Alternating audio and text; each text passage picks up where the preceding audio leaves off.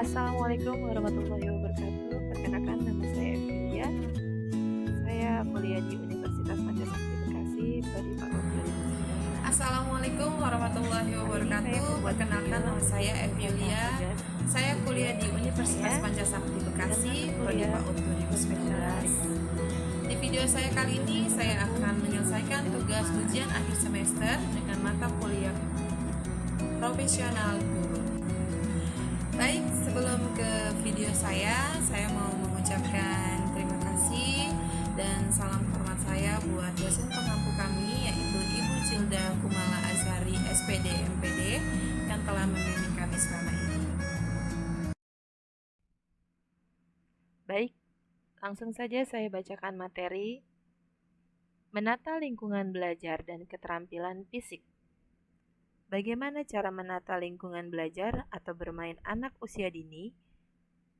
Lingkungan belajar anak adalah dunia yang bermain, mereka baik dalam indoor ataupun di luar ruangan ataupun outdoor.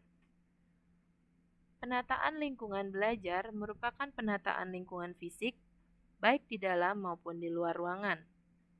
Penataan lingkungan termasuk seluruh aksesoris yang digunakan, baik dalam maupun luar ruangan, seperti bentuk dan ukuran ruangan,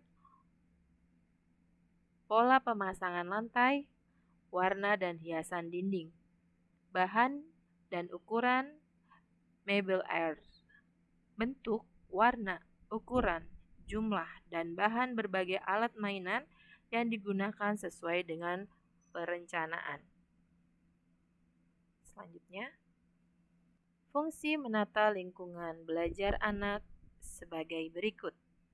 Yang pertama, mempersiapkan lingkungan fisik yang aman, nyaman, menarik, dan didesain sesuai dengan perencanaan sehingga mendorong anak untuk mengoptimalkan perkembangannya. 2. Mendukung anak untuk mandiri, bersosialisasi, dan menyelesaikan masalah. Prinsip yang harus diperhatikan dalam menata lingkungan belajar pada anak usia dini. Pertama, membuat anak merasa nyaman. Kedua, membuat anak merasa nyaman, mendorong anak untuk mendapatkan bereksplorasi. 4. Mendukung anak untuk dapat berinteraksi dengan lingkungannya. 5. Sesuai dengan tahapan perkembangan anak.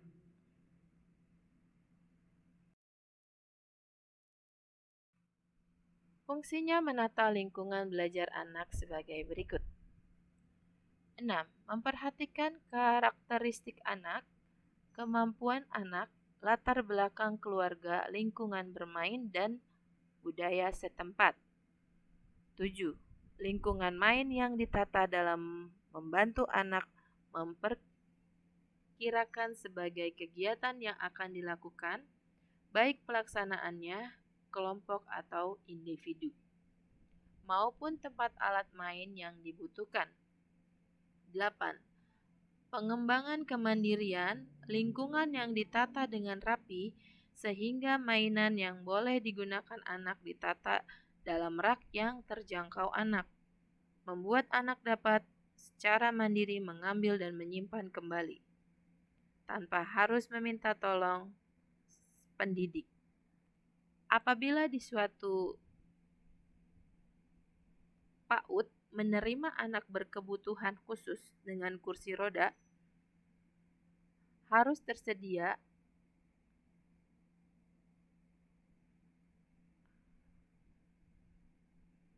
agar anak bisa mengakses lingkungan tanpa harus bergantung kepada orang lain, yaitu dengan adanya rem. 9. Mengembangkan kepercayaan diri anak. Lingkungan yang ditata sesuai dengan kondisi anak dapat membangun kepercayaan diri anak bahwa mereka mampu melakukannya. Lingkungan yang penuh tantangan tetapi aman dilakukan anak mendorong anak untuk mencari jalan keluar untuk mengatasi setiap tantangan yang ada. Hal ini membutuhkan kreativitas dan sikap pantang menyerah. 10.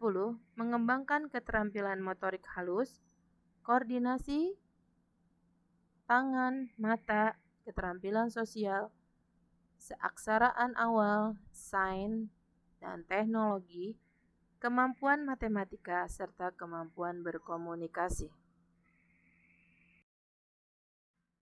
Lingkungan yang memfasilitasi dengan berbagai kegiatan langsung, tidak semata-mata berfokus pada kegiatan akademik, akan mendorong anak senang terlihat dalam kegiatan tersebut. Persyaratan dalam menata lingkungan belajar. PAUD 1. Ruangan atau tempat yang digunakan untuk belajar harus bisa menarik dan mengundang minat anak untuk bermain. 2. Segala sesuatu dan setiap tempat harus mengandung unsur pendidikan dari warna, cahaya, taman, kamar mandi, dapur, pintu gerbang, dan peralatan bahan-bahan mainan ditata dengan nilai-nilai keindahan. Ketiga, aman, nyaman, sehat, bebas dari benda-benda yang dapat melukai anak-anak serta binatang-binatang kecil yang berbisa. Keempat, menentukan pada berbagai macam media termasuk bahan-bahan alam, bahan daur ulang, dan lain-lain. Bahan mainan disimpan dalam tempat yang mudah digunakan dan disimpan kembali oleh anak. Prinsip-prinsip permainan.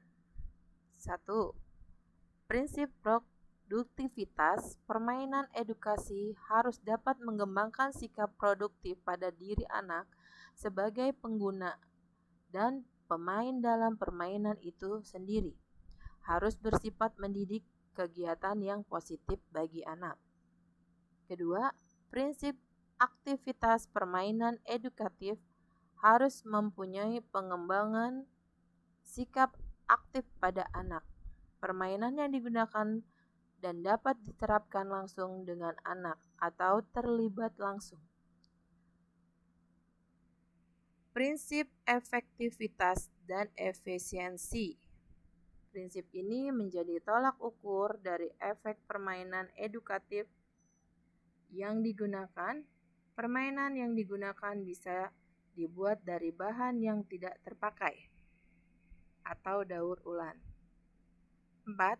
Prinsip kreativitas melalui permainan. Diharapkan anak mampu merancang suatu yang baru dan berbeda dan menimbulkan kepuasan pada anak. Permainan dapat menimbulkan anak secara kreatif dalam melaksanakan suatu kegiatan. Prinsip mendidik dengan menyenangkan. Permainan edukatif harus memperhatikan sisi kemampuan anak, sehingga dapat menghasilkan kegiatan yang positif dan dapat menyenangkan si anak, agar permainan yang digunakan tidak bosan. Ciri-ciri alat dan perlengkapan permainan yang aman. 1. Multifungsi atau serbaguna. Banyak digunakan untuk kegiatan yang positif dan bermanfaat bagi si anak. 2. Menarik barangnya unik, lain dari yang lain. Contoh, dari segi bentuk dan warna. 3. Berukuran besar dan mudah digunakan. Barang yang tidak sulit untuk dimainkan, misalnya bola. 4. Awet dan tahan lama. Tidak dibanting, tidak mudah rusak. Misalnya, bahan yang terbuat dari karet. 5. Sesuai dengan kebutuhan. Barang yang dibutuhkan sesuai dengan keinginan. Misalnya, ingin bermain bongkar pasang. Bisa dibelikan puzzle.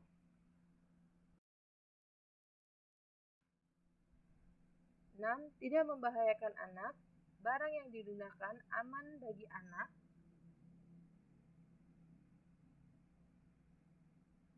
7. Mendorong anak untuk bermain bersama. Barang menarik perhatian si anak untuk memainkan secara bersama seperti bola, dakonan, dan plastisine. 8. Dapat mengembangkan daya fantasi. Barang yang digunakan dapat mengeksplor daya imajinasi anak. Seperti plastisine bisa diubah bentuknya. 9. Bukan karena kelucuan atau kebagusannya, barang yang digunakan unik, bermanfaat, dan dapat menghasilkan kegiatan positif. Misalnya, puzzle dapat mengasah otak, melatih koordinasi mata dan tangan, melatih nalar, melatih keseimbangan dan kesabaran, serta pengetahuan. 10. Jika memungkinkan, gunakan alat-alat yang terbuat dari bahan yang murah dan mudah didapat.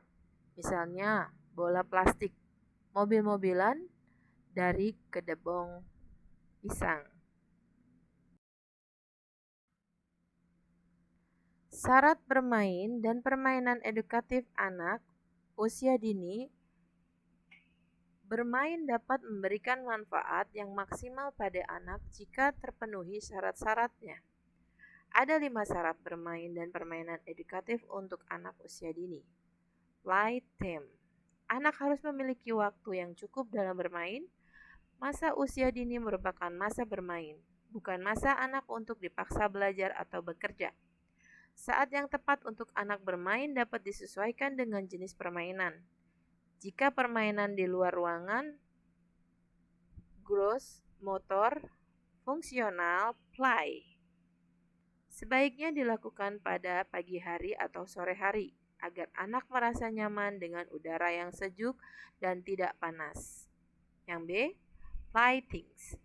Jenis alat permainan harus disesuaikan dengan usia anak dan taraf perkembangannya. Alat permainan hendaknya memenuhi kriteria. Pertama, aman bagi anak. 2. Ukuran, bentuk, warna sesuai anak dan taraf perkembangannya. 3. Berfungsi mengembangkan seluruh aspek perkembangan anak. 4. Dapat dimainkan secara bervariasi. 5. Merangsang partisipasi aktif anak. Menurut Dr. Fritjof Dosen, porsinya 90% aktivitas anak dan 10% aktivitas alat permainan.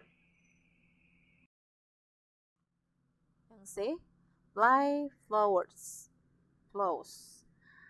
Anak harus merasa yakin bahwa ia mempunyai teman bermain jika ia memerlukannya. Teman bermain dapat ditentukan anak sendiri, apakah itu orang tua, saudara, atau temannya. Jika anak bermain sendiri, maka ia akan kehilangan kesempatan belajar dari teman-temannya.